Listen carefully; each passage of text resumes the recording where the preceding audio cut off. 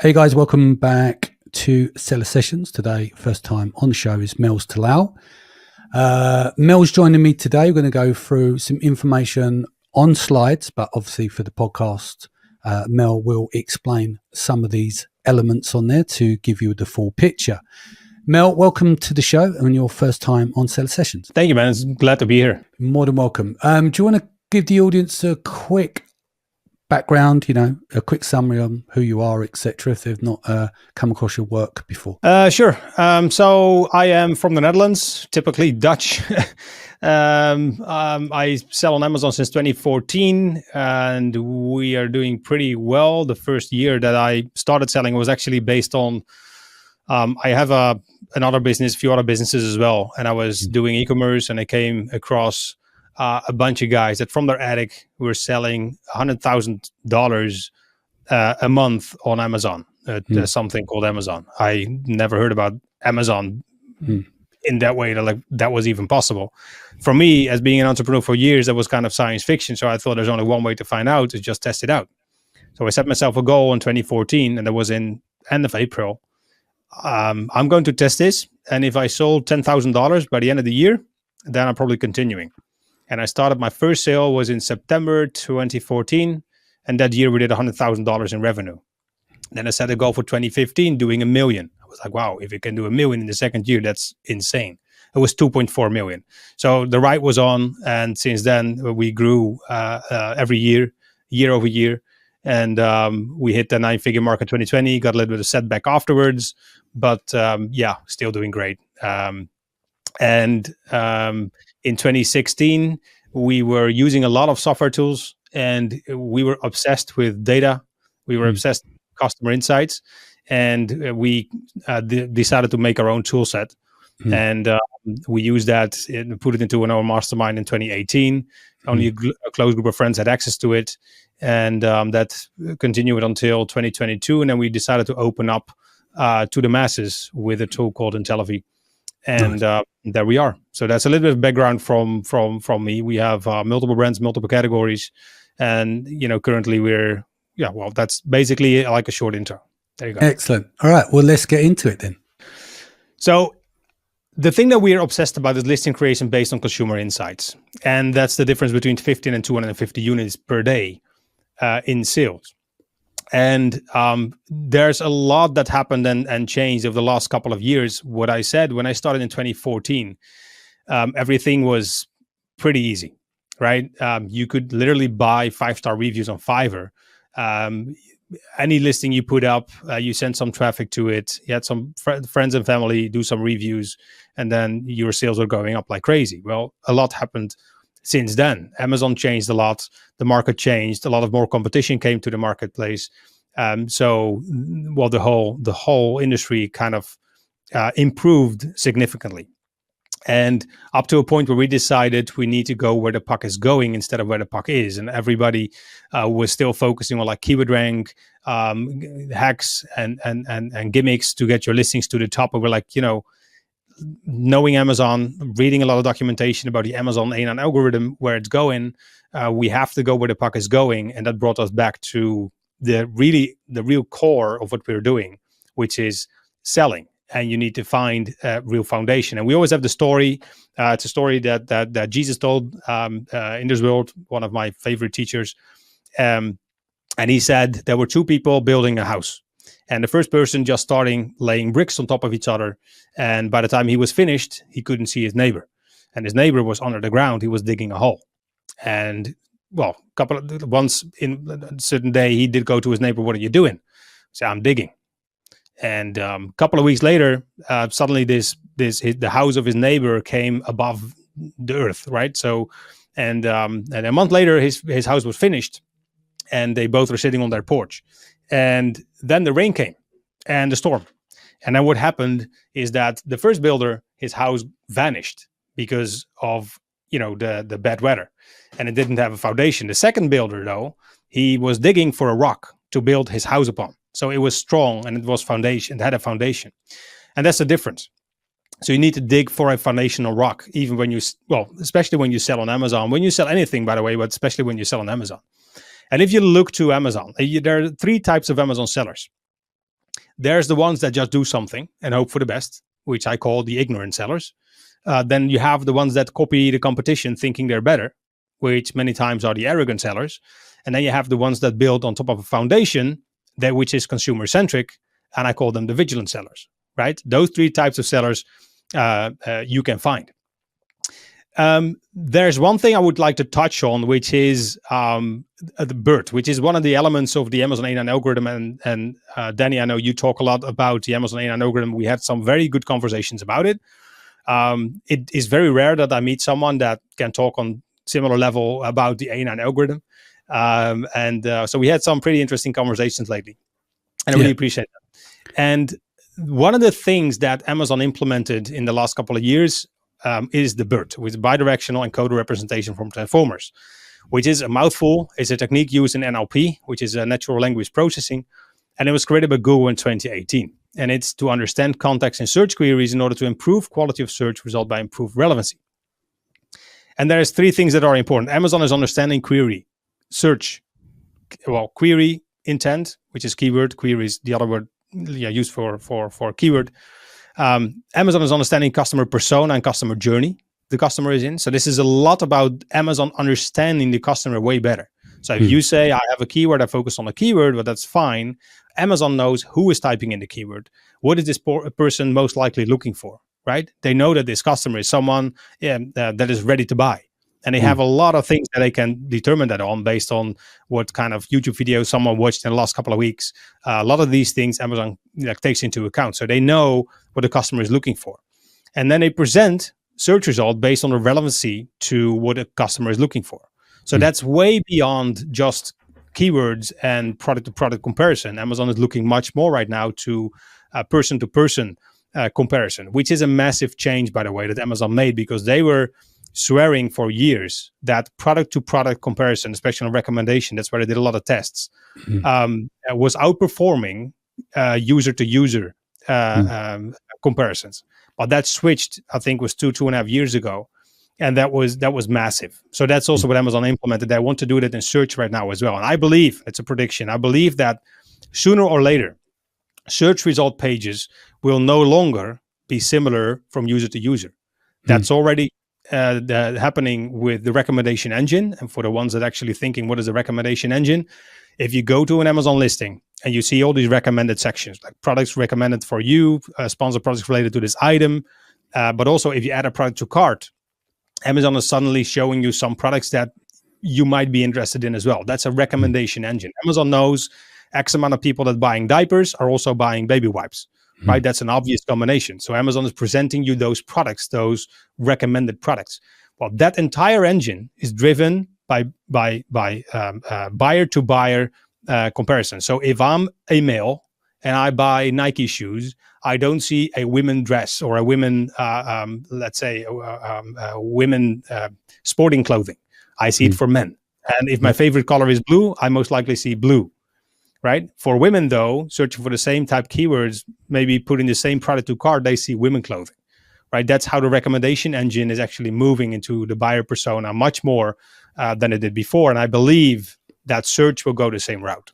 We didn't see it yet, but it will happen. And much more about that. But why is this important? Because Amazon is going on a journey to understand the customer, right? And any trick, any hack that worked a couple of years ago probably will stop working. Amazon will try, is on the path of meeting or matching real life experiences of people to the online world. Google did the same thing, and Amazon is going the same route. So that leads you to, like, what are you going to do? What are you going to do about it? Well, we use this type of knowledge for one of our current projects, which is we take a single product brand that we launched this year, 2023, and we take it from 0 to 8 figures in 12 months. And that does not mean that we do $10 million of revenue in 2023, but that in December we do like $850,000 in revenue. And here you see some of the trends for the guys that are listening and not watching. Here you see a sales trend where in the last couple of weeks we crossed like 750 units, sometimes over 800 units a day in sales, and crossing $20,000 a day in revenue. So we're on path to meeting our target. And of course, we had all the same problems like in the beginning: new account, inventory issues, limitations. This is also a product. It's not a consumable, so it's a one-off product. People only buy it once, most likely sometimes buy 2 or 3, but that's just it. Then it's also in one of those categories where normally, if you do any course, they have a list of products you should not sell because those markets are oversaturated. But we took one of those products. We did go to an oversaturated market. And why did we do that? Because, well, we just want to have a use case, like a public use case. It's just that early on in the process, we found out there was one guy who was talking on stage a lot like we do. And he is our biggest competitor. We want to take him over. So we just want to avoid getting into some kind of a public fight, like that become a prestige thing. So we said we just do it without telling it. So probably Q1 2024, we are ready to share what the product is and show you the entire journey that we've had. But what we did is focusing on the consumer, because it's super hard to sell in an oversaturated market where there are listings with like 60, 80 to 100,000 reviews. We came in as a newbie with a high price item and take over the market, right? But we did. And that's what's still possible. If you do it right, it's possible. And that's what this whole thing is about. So the question might come like, but how are you doing it? So let me break that down for you. There's 2 things very important. One is knowing your customer. 2 is implementing the lost art of selling. And then you can sell in a saturated and optimized marketplace. Because if you look to Amazon, if you type in any keyword, the results that you get are so many. And the first page of search is limited, right? You have only so many spots on the top of the page. So if your listing is for a certain keyword on page 20, you have very, very, very little sales, right? So you need to be on top. So it's a saturated market. And in order to get on top, you need to sell. And even if people come to your listing, you need to be able to sell. That selling online is a lost art. That's what I believe, and that's what I see. And that's also because if you look to the history, how we started and how others started in the golden ages, what we call it 2014, 2016, 2018, everything was possible. Like selling the product was not that important. Just have some keywords on your listing and then like a nice image. And as long as you could manipulate the search engine enough that your products were ranking on certain keywords to the top of search, you would have sales. But that's changing, right? So you need to change. It's way smarter now. That's the thing. There's outside of Black Hat, there's very limited to what you can do in terms of manipulation. Exactly, and that will fade even more, right? The prediction, and we agree on that in a couple of years, you cannot like game the system anymore, right? Even now, it's super hard, and it's getting harder every day, right? So these 2 things, knowing your customer and implementing the lost art of selling, that's how we've done it. And I will let me take you through some of the information that I would love to share with you. So here you see an image of an iceberg, and as everybody knows, a little bit of the iceberg is on top of the water, a lot is below, right? And if you see right now where the battle is happening, it's above the surface, right? But there's a huge territory to conquer below, and there's very little competition at this point, but it's also much more and much deeper than you can go to make a difference compared to your competition. Make sense? So, and it's also some of the things, and I read that yesterday. Someone said, if there's storm above the water, there's always calm underneath, right? No matter how hard the wind is, no matter how hard it rains, even if there's like waves, like 50 feet waves, like no boat can sail there.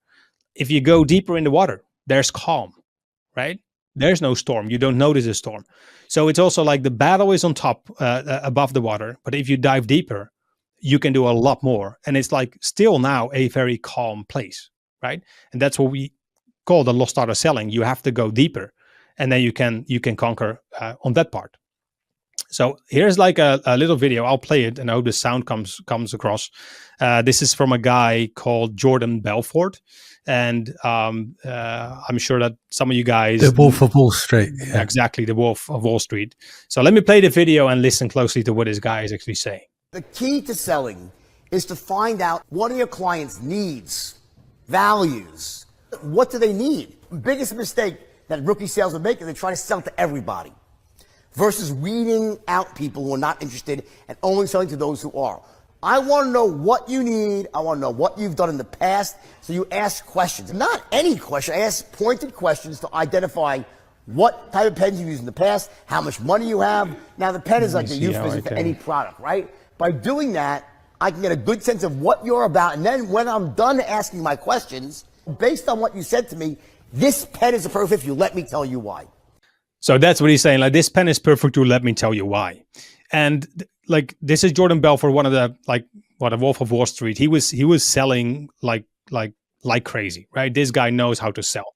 And he says you have to understand your consumer. You should know from your consumer, know who you are selling to. What is the customer type? What is the moment in their customer journey? What is their awareness level? And then what are your customers' needs, wants, and desires? And then you have to ask pointed questions, like Jordan is saying. Ask the right question to the right audience the right way. And then you have to create a sales pitch and validate it. And then, well, if you're good enough, like, source and develop products accordingly before you create like your listings, right? But it's also something you can do later. If you already have the product, like update and optimize your listing accordingly. But it have to go to a certain theme and you have to start selling and then sell. And that's what's giving the Amazon A9 algorithm what it wants to see, right? So this is the only shortcut to success. Maybe right now there's like, here are some hacks and gimmicks that you can use, but this will be the future, guys. This is like selling online, and it starts always with understanding your customer. And it's not something new. Like, this is as old as it can be. There's a book from the 1960s, and it's called Breakthrough Advertising. It's from Schwartz, and it's definitely a must read for any marketeer. It's from the 60s. The stuff in there is like gold. If you can apply that to your Amazon listing, to your business or your e-commerce business, it's literally pure gold. So you have to understand who you are selling to, right? There's the awareness level of consumers. And you have to understand there's like unaware customers. An unaware customer is not even aware that they have a problem, right? Then they become problem aware. Like, oh, wow, I have a problem. Then they're going to look for solutions. Then it becomes solution aware. And solution awareness is there might be like different solutions for a certain problem. So if your product is one of those solutions, it's important to understand how many other solutions are there, right? If you know how many people have this problem, you can say, well, I have a solution for a problem everybody is having. Well, that's right.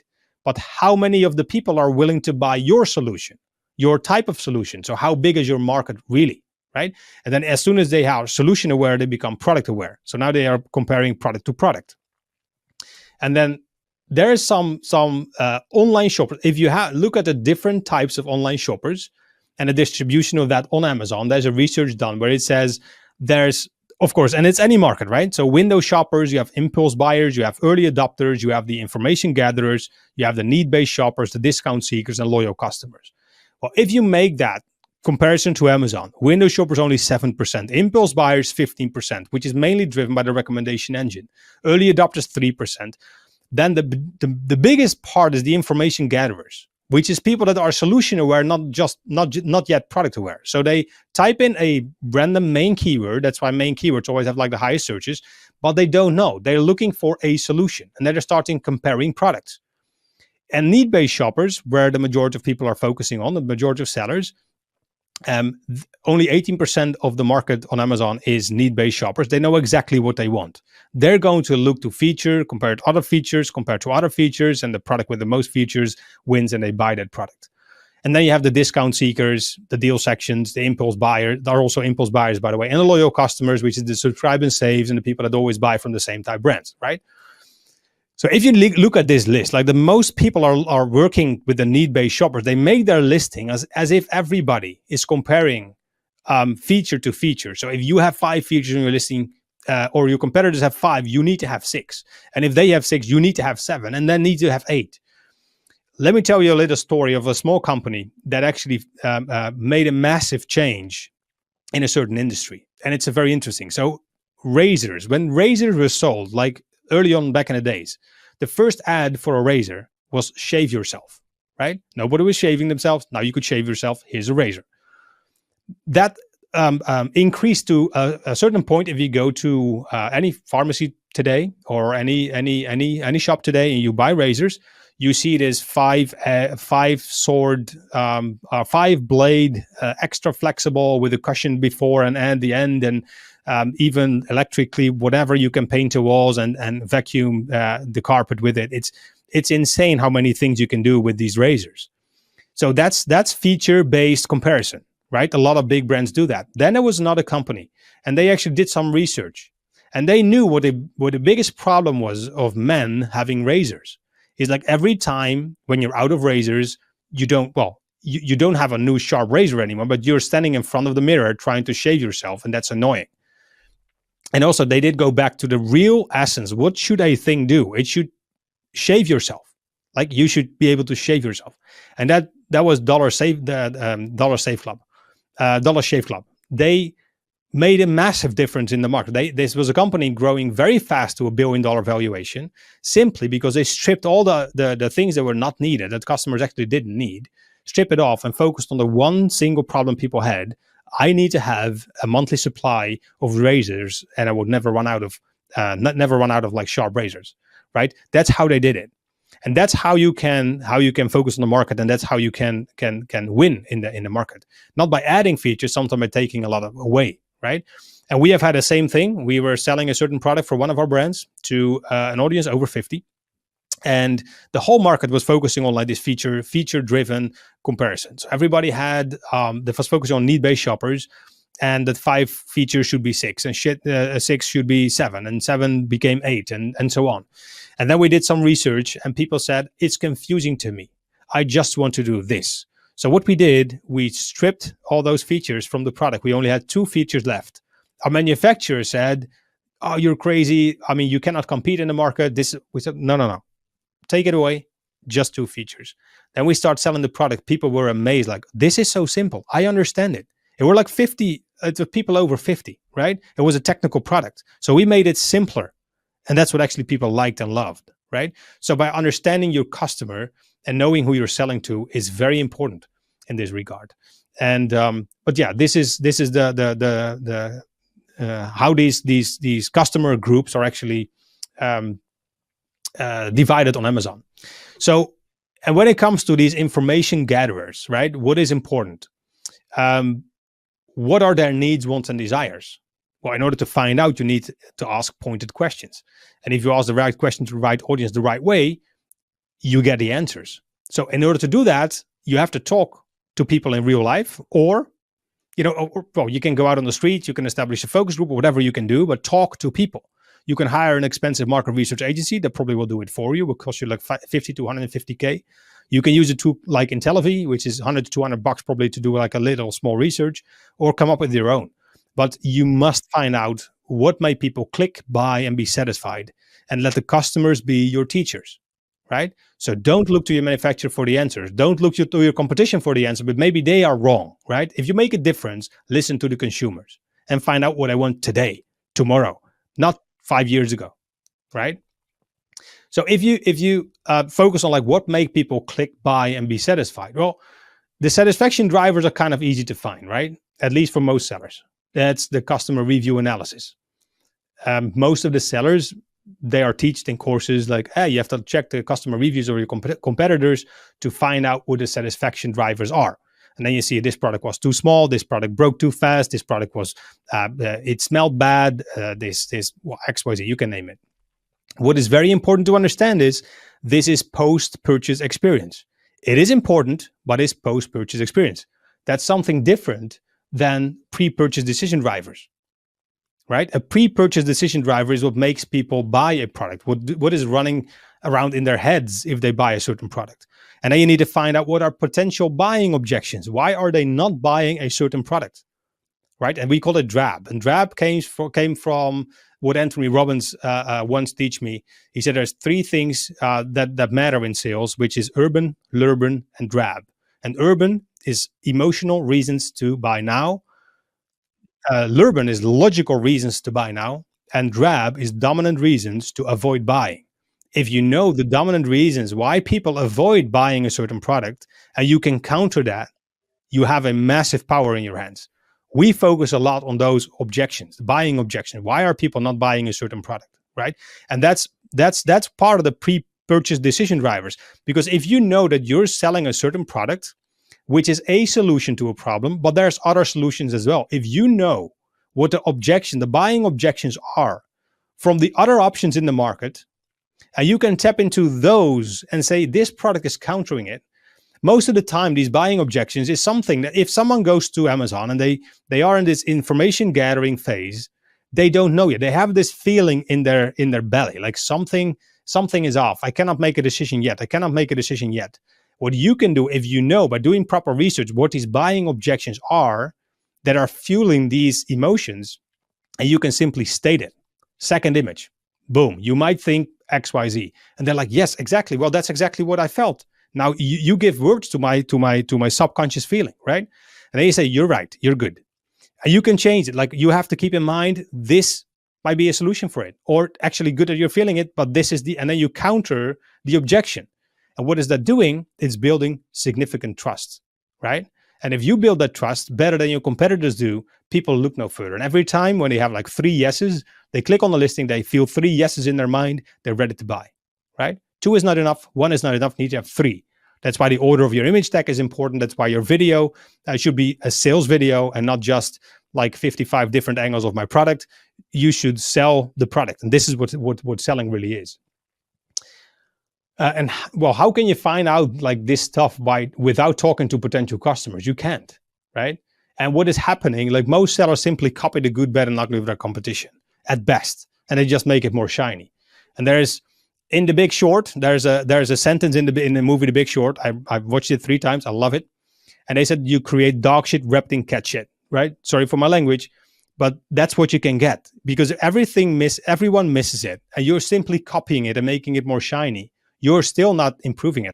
Sometimes you have to take a completely different angle, like Dollar Shave Club, completely different angle, and you take over the market by storm, right? So you can, and that's what we did with our product. We found one of those elements. We have 3 hypotheses. We started with the first one, became a home run. If someone is trying to copy us, we have 2 others in the pipeline that we can use, right? So we know exactly what buying objections are. We know exactly what makes our customers buy, click, and do whatever is needed. So we can take over the market. We know for sure.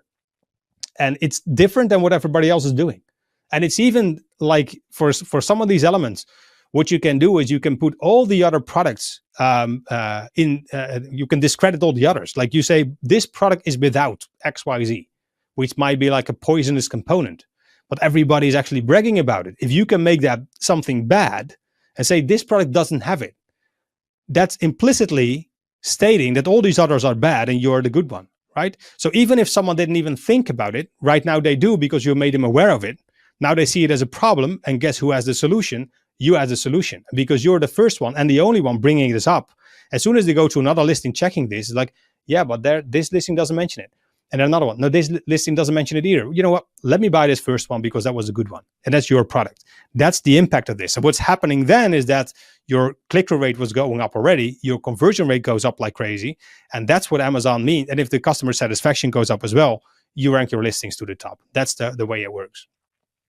So you might think, like, how is that process working? Well, there's a scientific method, and we have a picture, and I didn't even make it. I came across it, and then we started using it a lot, which is a scientific method, and it goes like this. So first you ask a question. If you ask a question, you do research based to get that question answered, right? From that research, you come up with hypotheses.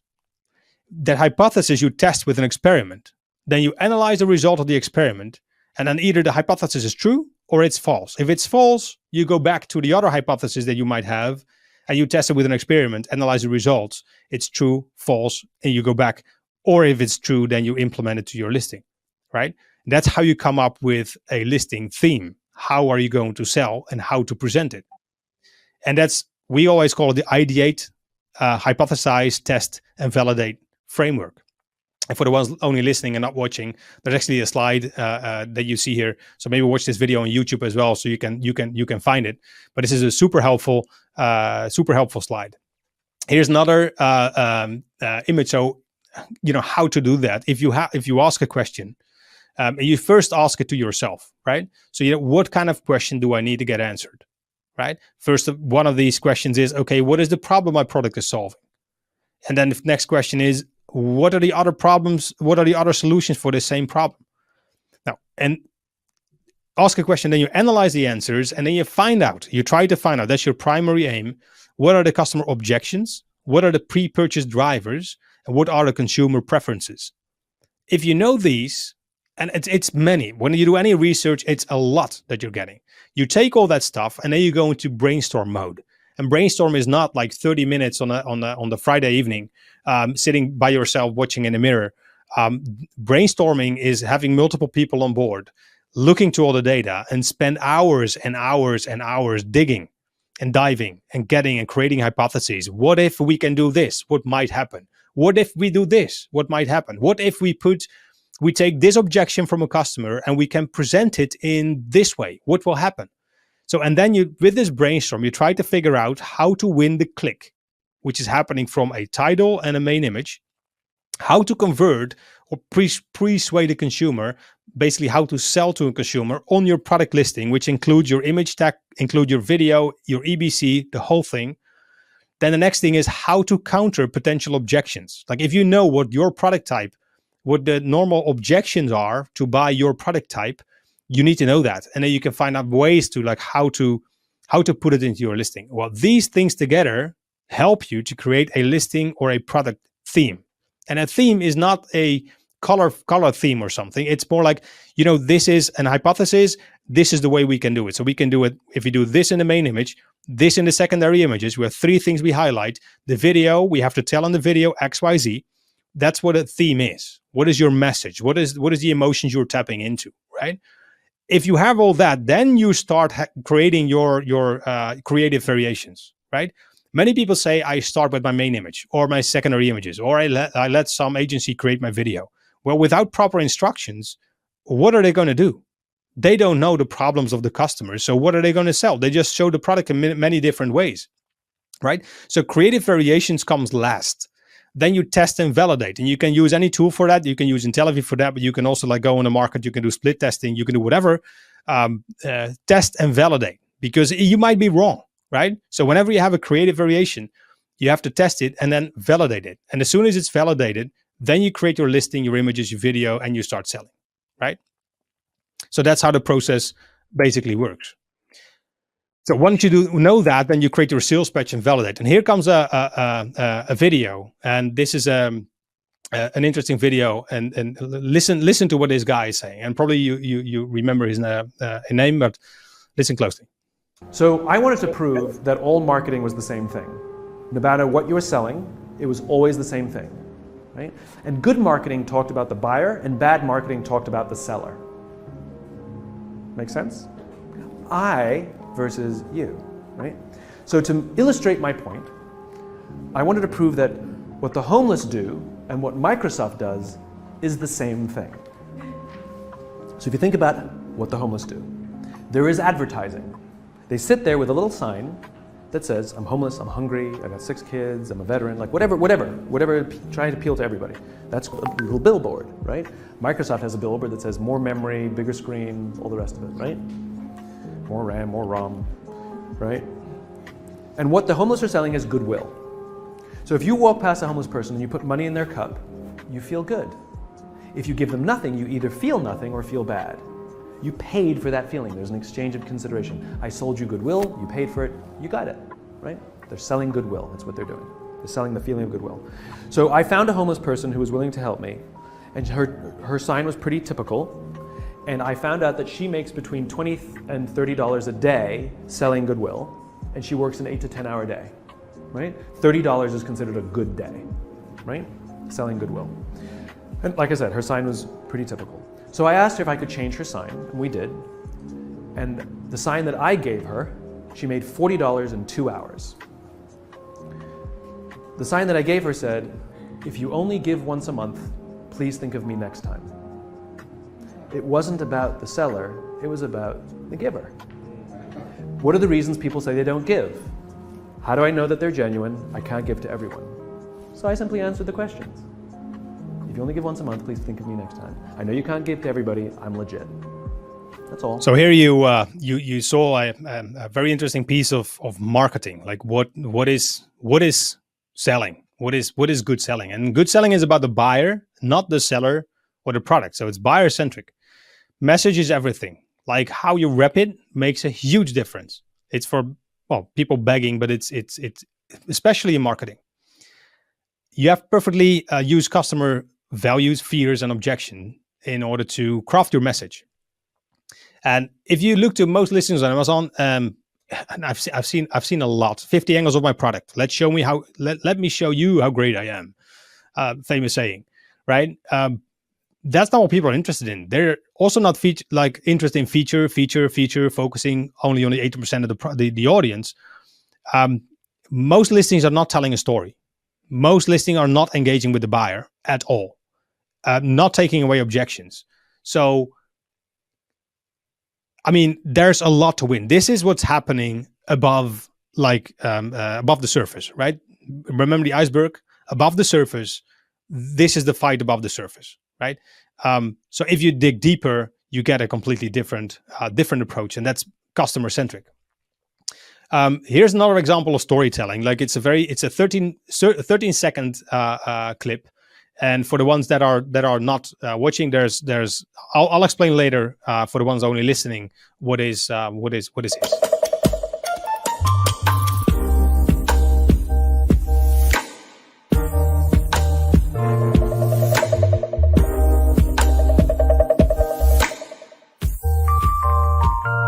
So this is an ad of a toilet shower, something like that. And it shows like the rear of a guy, and then two hands very close up that are washing, and it appears you're literally looking to a naked ass of a guy, which is not the case, but they have the perception, and there's different perceptions in there, right? So they make the connection by someone washing their hands and someone using a toilet shower somehow. Right, that's associations that are in there. There's so much things happening in this 12-second clip, which are phenomenal. Right, it is tapping into the beliefs of a viewer. People believe that if you don't wash your hands when you did go to the toilet, that's dirty. I once was at a birthday party of my sister-in-law, and then her by the time boyfriend came in. He just went to the toilet, and she asked him publicly, "Did you wash your hands?" And he's like, "Yeah."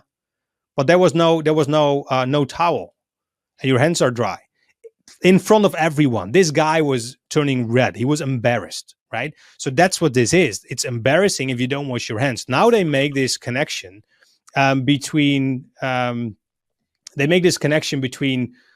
I'm sorry. They make this connection between washing your hands and using a shower, like a toilet shower, which is phenomenal. So there's so many patterns that you can use in creative, being creative and getting a message across that can make a huge difference. And then, this can tell a story like you cannot match with like 1,000 words, right? Anyways, continue. What is the essence of selling? That's basically the transfer of emotions. And one of the most important emotions to get across is certainty. Certainty that a certain product will solve the problem of the consumer, and certainty that someone picked the right product from a marketplace full of noise. There are so many products out there. For customers, it's very hard to distinguish one from the other. So you have to give them a reason that yours is different, because if they already watched like 3-4 listings, they are quite the same. Some are like X amount of feature, but they don't feel this feeling of certainty. And you come in with a story. You touch them on the heart level, knowing what their potential objections are. That's how you create certainty. And as soon as you're the first listing to create enough certainty and get the 3 yeses in a row, people buy your product, look no further, right? There is a shortcut to certainty, which is the customer reviews. If you have a lot of customer reviews, people might consider that as being the certainty part. But with the marketplace, every listing is increasing amount of reviews, right? So you still have to have a difference, right? In the beginning, it was like if you have 500 reviews, it was a lot. Then 1,000 reviews was a lot. Now you have listings over 200,000 reviews, right? So it's not only the reviews, and people know that they cannot trust the reviews that much. So they are really looking for this feeling of certainty, especially in marketplaces where there's so many products and options out there. So how to sell the right way? Well, good marketing talks about the buyer. Bad marketing talks about the seller. it is not good to talk like I am good because, and you mentioned like feature 1, 2, 3, patent X, blah, blah, blah. That's all about you and the product, right? But if you do the other thing, most people have, and then you mentioned problem. What you do then is like people have that problem. Yeah, that's my problem. Exactly. That's what I have. You know me. Then for solutions, take note of, and then you mention one of the objections, right? So they like, okay, yeah, sure. Oh, never heard about it, but now you're saying it's got to make sense. Yeah. So then you might think, and you put in the underlying fear behind the objection. People have a certain fear. So you take a knife, you put it in, you twist it around, and it's like people like get scared. Like, oh yeah, this is super important. I didn't know that. Well, I should buy a product that fixes that. And then you come in as like, therefore this product, and they took away into consideration, and you counter the objection. That's what good selling is, right? That's what's happening. That's how some people, and I know like early in my early 20s, I had a bunch of friends that were selling like $3,000 vacuum cleaners to people with no money, which is kind of insane, right? It was called Kirby or Sakura or these kinds of brands. Maybe you've heard of them. And they did go in. What did they do? They took your carpet. They did go to your bed, and then they took this vacuum cleaner and cleaned this small part of the bed. And it was like with some kind of a white vilt like thing, piece of paper. Then it turned black. As soon as they did their magic, it was black with all the dirt that came out of the bed. And then they put it on top of the bed, and they said to the people, "Go lay down on it." It's like, no, that's dirty. Well, you did lay down on it this night, right? It's not a problem, right? So they take a knife, they stab it in, twist it a few times, and that's how they sold these products. So and then so that's how you can do it. That's what good selling is. Good selling is about the people, understanding the people, playing with them. And I know from the early days that I did my sales, I knew exactly what to say, when to say it, how to say it. And I exactly knew the persons and the customers that I came into. When I walked into the door, arms crossed, I'm not going to buy anything from you. And they were like completely closed up. And what did I do? I started talking about the paintings on the wall, the pictures of their grandkids or kids or whatever, and start to make like establishing a relationship until they kind of loosened up. I was like, yeah, but we have a nice conversation, but that's not what you came for, right? No, I'm not, but you're not interested. Yeah, but tell your story anyways. Now you're here and drinking coffee, and I started talking, and then I found exactly like what kind of triggers to pull and what kind of buttons to touch in order for them to open up and to buy. But the most important thing I did was making a connection, right? If you can make a connection, even from something that they like, something that they fear, and you can tap into those parts, make a connection, then you're building the trust. You're getting that certainty. People get certain they trust you to buy from you. So then is the question, like, how do you do this? Well, you have to talk to the right audience. You have to find an audience with a specific characteristic, craft a question, frame people in the right way, listen. And that's, Intellivy has that all covered. And it might cost you, right? It might cost you some money if you do that. But if you do some calculations, and we did an investment in our product as well, right? To get from 0 to 10 to 8 figures in 12 months time. It's not going by itself, right? It's not magic. It's not luck. It's like hard work, hours spent on brainstorming, brain power needed. We needed to consume all the info, and a truckload of creativity we put into the project. And then a total investment cost of like $2,500 in testing costs, right? So that's what needs to be done. But there's some, if you calculate like what testing can make you, if you don't do it, maybe you're doing well. But if you can improve your CTR from 2.1 to 2.6%, CVR from 15 to 18% on a product that currently sells like 80 units a day, and nothing else changes, then you sell like 170 units a day with a profit margin of 20%. That's for a product of $15, it's like $41,000 that you can make extra in a year. So that's basically it, Danny. Any question from your end? No, I mean, it's great. There's so much there for even me to take in. No, it's pretty impressive because obviously people talk about building the what's the word for it, your customer persona and stuff like that, and going through the objections. But you've gone like really in depth there on different levels, and I like the way that your testing analysis, like, so you're mapping it out in terms of validating tests, because I don't think a lot of people do validate tests. They hear something. And like, I always say that thing where just because you see a screen grab that says, I changed the 4th bullet point and my conversion rate went up by 40%, right? For every test that you see that as a win, there's a graveyard of thousands which basically failed because you don't know the context behind that screen grab. So testing is so important, and a lot of tests do fail. And the better that you get creating a foundation for your tests and how you validate them will improve your ratio quite a lot of the time. So I want to see sellers getting back to testing properly and understand testing methods so that can validate what they're doing. Because the nature of where we're going in the industry now, margin suppression and stuff like that, it's really now a smart person's game, and it's in the nuances is where you win. Absolutely. I'm 100% with you. So what's the best way that people can reach you? I'm sure there are plenty of questions for you. Go to, you can do Mels at Intellivy.net. You can reach out to me via Facebook, LinkedIn. But yes, wherever you can find me, social media, Mels Terlouw. There's not many of my with my name. Yeah. So you can probably, like, LinkedIn is possible, Facebook, or simply send an email, Mels at Intellivy.net. Excellent. And I'll reach back. And do you have any final words before we go? No, that's it. I was pleasure to being here, Danny. So, and keep up the good work from your end. And I hope that this was actually valuable for the audience. Absolutely. No, it's very good. I think in the future, maybe we should, a lot of our A9 our A9 chats, I think, could be quite valuable, where we sit there and debate stuff. Like, what I love about with you is that we don't always have to agree on certain things, or we see things from different angles, but we both learn something from it. So maybe in the future we could pull up some literature and we can sit down and go through and validate stuff together. I think that could be very lengthy sessions, as I see ahead. Yeah. We might have to edit them down a bit. Yeah. Sure. But let's maybe do a few of those in the future. Yeah, let's do it. And of course, you'll be at Seller Sessions in 2024 as well.